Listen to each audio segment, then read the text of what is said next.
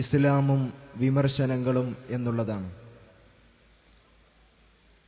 ഈ അടുത്ത കാലത്ത് ദക്ഷിണാഫ്രിക്കൻ ക്രിക്കറ്റ് താരം ഹാഷിം ആംലെ തൻ്റെ കളിക്കളത്തിൽ പോരാടുന്ന സമയത്ത് തൻ്റെ എതിരാളിയെ ക്യാച്ചിങ്ങിലൂടെ കളിയിൽ നിന്നും പുറത്താക്കിയപ്പോൾ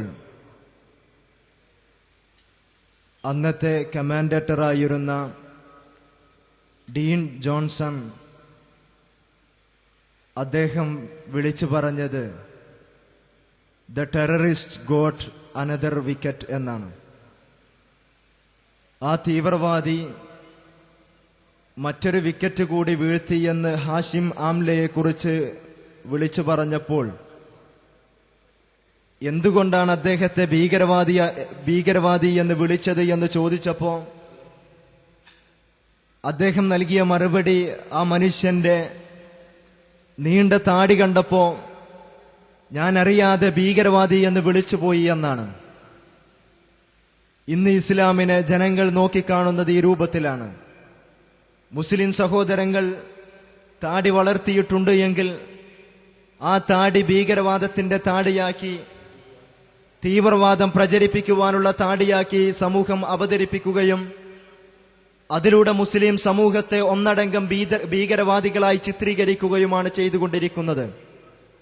ഒരു താടി വളർത്തിയ മനുഷ്യൻ അവനൊരു മുസ്ലിമാണെങ്കിൽ അവന്റെ പേരിൽ തീവ്രവാദി എന്ന നാമം നൽകുകയും അവനെ ആ രൂപത്തിൽ ക്രൂശിക്കുകയും ചെയ്യുമ്പോൾ എന്തുകൊണ്ടാണ് ഇസ്ലാമിനെ ഇത്തരത്തിൽ വിമർശിക്കുന്നത് എന്നാണ് നാം ഓരോരുത്തരും ആലോചിക്കേണ്ടത്. ഇന്ന് ഇസ്ലാമിനെ വിമർശിക്കുന്നവർ രണ്ട് രൂപത്തിലാണ്. ഒന്ന്, തെറ്റിദ്ധാരണയിലൂടെ ഇസ്ലാമിനെ മനസ്സിലാക്കുവാൻ കഴിയാതെ ഇസ്ലാമിനെ വിമർശിക്കുന്നവർ. അത്തരത്തിലുള്ള ആളുകൾക്ക് ഇസ്ലാമിന്റെ ആദർശങ്ങൾ, ഇസ്ലാമിന്റെ അടിസ്ഥാന തത്വങ്ങൾ വിശദീകരിച്ചു കൊടുക്കുമ്പോൾ അതവർക്ക് മനസ്സിലാക്കുവാനും അതിലൂടെ ഇസ്ലാമിന്റെ സുന്ദരമായ സന്ദേശത്തെ ജീവിതത്തിൽ പകർത്തുവാനും അവർക്ക് സാധിക്കുന്നു. എന്നാൽ മറ്റൊരു വിഭാഗം അത് ഇസ്ലാമിനെ വിമർശിക്കുവാൻ, ഇസ്ലാമിനെ ബോധപൂർവം മനഃപൂർവ്വം വിമർശിക്കുന്നവരാണ്. അവരോട് എത്രയെത്ര വിശദീകരിച്ചു കൊടുത്താലും അവർക്ക് ഇസ്ലാമിന്റെ ആദർശത്തെ മനസ്സിലാക്കുവാൻ, ഉൾക്കൊള്ളുവാൻ സാധിക്കുന്നില്ല. ഉറങ്ങുന്നവരെയാണ് നമുക്ക് ഉണർത്തുവാൻ സാധിക്കുക. ഉറക്കം നടിക്കുന്ന ആളുകളെ ഉണർത്താൻ സാധിക്കില്ല എന്ന് നാം ഏവരും മനസ്സിലാക്കിയതുപോലെ ഇസ്ലാമിനെ മനഃപൂർവ്വം വിമർശിക്കുന്ന ആളുകൾക്ക് ഇസ്ലാമിനെ ഏത് രൂപത്തിൽ വിശദീകരിച്ചു കൊടുത്താലും അവർക്കതിന്റെ യാഥാർത്ഥ്യം ഉൾക്കൊള്ളുവാൻ സാധിക്കില്ല എന്നതാണ് സത്യം. ഇന്ന് മീഡിയ ഉപയോഗിച്ചുകൊണ്ടാണ് പലരും ഇസ്ലാമിനെ വിമർശിക്കാറുള്ളത്. ഇസ്ലാമിനെ പ്രമാണബദ്ധമായി ഇസ്ലാമിനെ നേരിടുവാൻ സാധ്യമല്ല എന്ന് ബോധ്യപ്പെടുകയും അതിന്റെ അടിസ്ഥാനത്തിൽ മീഡിയകളെ പിടിച്ചുകൊണ്ട് ഇസ്ലാം സമൂഹത്തിൽ പ്രചരിപ്പിക്കുന്നത് തീവ്രവാദമാണ് എന്ന് വരുത്തി തീർക്കാനുള്ള അതിവൈകാരികമായ ശ്രമങ്ങളാണ് സമൂഹത്തിൽ എവിടെയും നമുക്ക് കാണാൻ കഴിയുന്നത്. ഈ അടുത്ത കാലത്ത്, ഈ കഴിഞ്ഞ സെപ്റ്റംബർ 10-ാം തീയതി മാതൃഭൂമിയിൽ ഒരു റിപ്പോർട്ട് ശ്രദ്ധേയമായിരുന്നു. മാതൃഭൂമിയിൽ വന്ന റിപ്പോർട്ടിന്റെ തലവാചകം കൊടും ഭീകരനുമായുള്ള ബന്ധം, യുവതിയെ തേടി ഹിമാചൽ പോലീസ് പേരാമ്പ്രയിൽ എന്നാണ്.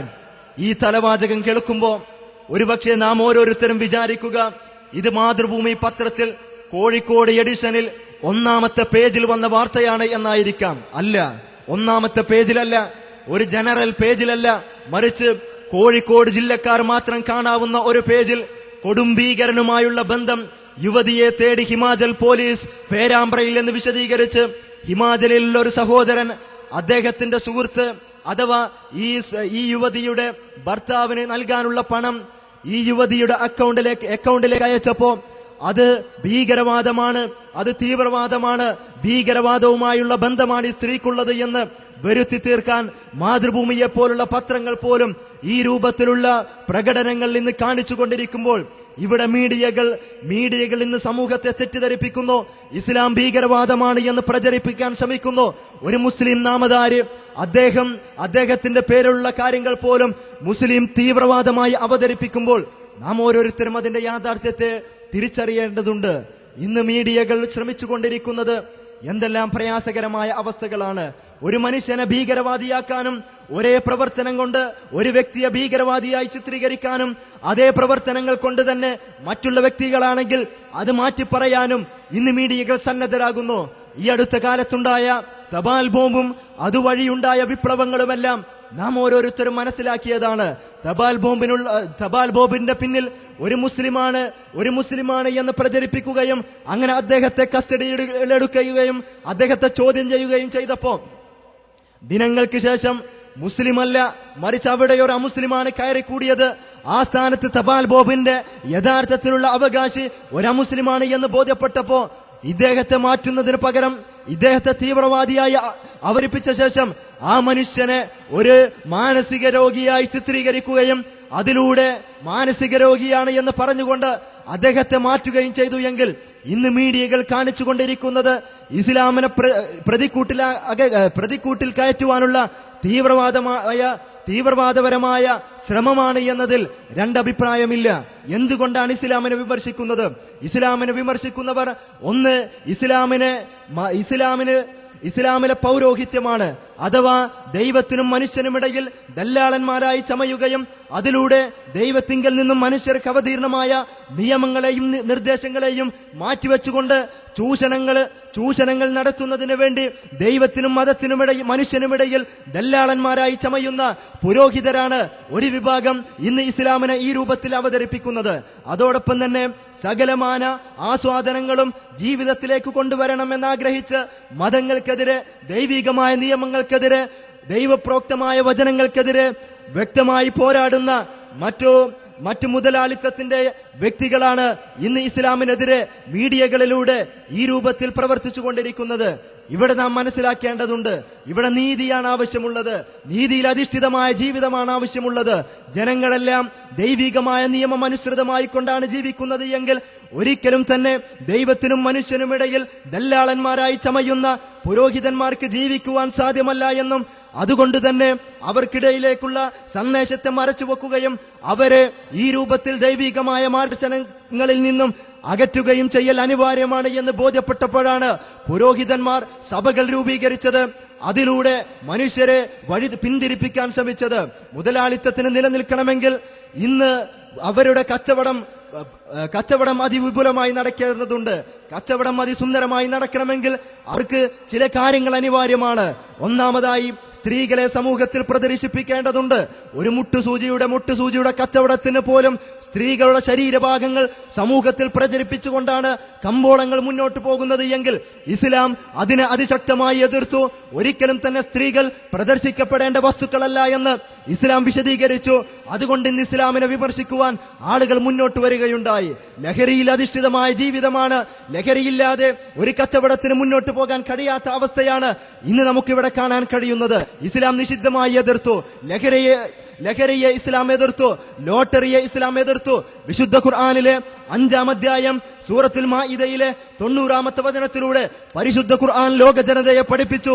യാ അയ്യുഹല്ലദീന ആമനു ഇന്നമൽ ഖംറു വൽ മൈസർ വൽ അൻസാബു വൽ അസ്ലാം റിജ്സും മിൻ അമലി ശൈത്വാൻ. സത്യവിശ്വാസികളെ, തീർച്ചയായും മദ്യവും ചൂതാട്ടവും പ്രതിഷ്ഠ വെക്കലുമെല്ലാം പൈശാചികമായ പ്രേരണയിൽ നിന്നുള്ളതാണ്. അതുകൊണ്ട് തന്നെ അതിനെ നിങ്ങൾ അടുക്കരുത്, അവയെല്ലാം ഒഴിവാക്കണമെന്ന്, എങ്കിൽ നിങ്ങൾ വിജയിക്കുമെന്ന് വിശുദ്ധ ഖുർആൻ പ്രഖ്യാപിച്ചപ്പോ അതിനെതിരെ പോരാടി ഇസ്ലാമിന്റെ ശത്രുക്കളായി ഇസ്ലാമിനെ വിമർശിക്കുവാൻ പല ആളുകളും മുന്നോട്ട് വന്നു.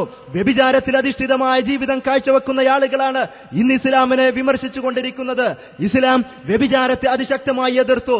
എത്രത്തോളം എന്ന് വെച്ചാൽ വ്യഭിചാരത്തിലേക്ക് അടുക്കുന്ന കാര്യങ്ങൾ പോലും ഇസ്ലാം നിഷിദ്ധമാക്കി. വലാ തഖ്റബുസ്സിന ഇന്നഹു കാന ഫാഹിശതൻ വസാഅ സബീല. വിശുദ്ധ ഖുർആനിലെ 17-ാം അധ്യായം സൂറത്തുൽ ഇസ്രായിലെ 32-ാമത്തെ വചനത്തിലൂടെ പരിശുദ്ധ ഖുർആൻ വ്യഭിചാരത്തിലേക്ക് നിങ്ങൾ അടുക്കരുത്, അത് മ്ലേച്ഛമായ കാര്യമാണ് എന്ന് വിശുദ്ധ ഖുർആൻ പഠിപ്പിക്കുമ്പോൾ വ്യഭിചരിക്കരുത് എന്നല്ല ഖുർആൻ പഠിപ്പിക്കുന്നത്. വ്യഭിചാരത്തിലേക്ക് അടുക്കുന്ന മുഴുവൻ വഴികളും അടച്ചുകൊണ്ട് വ്യഭിചാരത്തെ അതികണിശമായി ഇസ്ലാം എതിർക്കുമ്പോൾ വ്യഭിചാരത്തിൽ അധിഷ്ഠിതമായ ജീവിതം നയിക്കുന്നവർക്ക് ഇസ്ലാമിനെ എതിർക്കേണ്ടി വരുന്നു. ഈ രൂപത്തിലാണ് ഇന്ന് ഇസ്ലാമിനെ എതിർക്കുന്നത് എങ്കിൽ നാം ഓരോരുത്തരും പരിശോധിക്കേണ്ടതുണ്ട്. എന്തെല്ലാം വിമർശനങ്ങളാണ് ഇന്ന് ഇസ്ലാമിന്റെ പേരിൽ സമൂഹം ഏറ്റുപിടിച്ചിട്ടുള്ളത്. ഇന്ന് ഈ സമകാലീന സമൂഹത്തിൽ ഏറ്റവും ശ്രദ്ധേയമായ വിഷയം ഇസ്ലാമിലെ വിശുദ്ധ ഖുർആനിലെ ജിഹാദ് എന്ന പദത്തെ ഉദ്ധരിക്കുകയും അതിനെ തെറ്റായ രൂപത്തിൽ സമൂഹം വ്യാഖ്യാനിക്കുകയും ചെയ്യുന്നുണ്ട്. നിങ്ങൾക്കറിയുമോ, മലയാളത്തിലുള്ള പല ഡിക്ഷണറികളിൽ പോലും ജിഹാദ് എന്ന പദത്തിന് മുഹമ്മദീയരുടെ വിശുദ്ധ യുദ്ധം എന്ന് അർത്ഥം നൽകിയിട്ടുണ്ട് എങ്കിൽ യുദ്ധത്തിലേക്കാണ് ഇസ്ലാം ക്ഷണിക്കുന്നത് എന്ന് പ്രചരിപ്പിക്കാൻ ജിഹാദ് എന്ന പദത്തെ ദുർവ്യാഖ്യാനം ചെയ്യുകയാണ് ഇസ്ലാമിക വിമർശകർ എന്നതിൽ സംശയമില്ല. നിങ്ങൾ പരിശോധിച്ചു നോക്കൂ. ജിഹാദ് എന്ന പദത്തെ വിശുദ്ധ ഖുർആൻ വിശദീകരിക്കുന്നത് യുദ്ധം എന്ന അർത്ഥത്തിലല്ല, യുദ്ധം ചെയ്യണമെന്ന അർത്ഥത്തിലല്ല വിശുദ്ധ ഖുർആൻ ജിഹാദിനെ വിശദീകരിക്കുന്നത്. മറിച്ച് ഒരു കാര്യം ആ കാര്യം സാധിക്കുന്നതിന് വേണ്ടി പരമാവധി പരിശ്രമിക്കുന്നതിനാണ് അറബി ഭാഷയിൽ ജിഹാദ് എന്ന് പറയുന്നത്. മദ്യപിക്കുന്ന ഒരു വ്യക്തി, മയക്കുമരുന്ന് ഉപയോഗിക്കുന്ന ഒരു വ്യക്തി, അവൻ മദ്യപാനം നിർത്തിയപ്പോ, മയക്കുമരുന്ന് ഉപയോഗിക്കൽ നിർത്തിയപ്പോ, അവൻ മദ്യപാനത്തിലേക്ക് അടുക്കുന്ന സകല വഴികളും അടച്ചപ്പോ ആ മനുഷ്യൻ മദ്യം കാണുമ്പോൾ തന്റെ ശരീരത്തെ തിരിക്കുന്നു. ആ തിരിക്കൽ ജിഹാദാണ്, ശരീരത്തോടുള്ള ജിഹാദാണ് എന്ന് നമുക്ക് പറയാൻ സാധിക്കും. അതുകൊണ്ടാണ് ലോകത്തിന്റെ പ്രവാചകൻ മുഹമ്മദ് മുസ്തഫ സല്ലല്ലാഹു അലൈഹി വസല്ലം അദ്ദേഹം കൈകൊണ്ടുള്ള ജിഹാദ് പഠിപ്പിച്ചിട്ടുണ്ട്, നാവ് കൊണ്ടുള്ള ജിഹാദ് പഠിപ്പിച്ചിട്ടുണ്ട്, മനസ്സുകൊണ്ടുള്ള ജിഹാദ് പഠിപ്പിച്ചിട്ടുണ്ട്. മനസ്സുകൊണ്ടുള്ള ജിഹാദ് വാളെടുക്കലാണ് എന്ന് നമുക്ക് അഭിപ്രായമില്ല. നാവ് കൊണ്ടുള്ള ജിഹാദ് വാളെടുക്കലാണ് എന്ന് നമ്മളാരും അഭിപ്രായപ്പെടാറില്ല. ജിഹാദ് എന്നത് ഒരു കാര്യത്തിന് വേണ്ടി പരമാവധി പരിശ്രമിക്കലാണ്. വിശുദ്ധ ഖുർആൻ പറഞ്ഞില്ലേ, വജാഹിദുഹും ബിഹി ജിഹാദൻ കബീറ.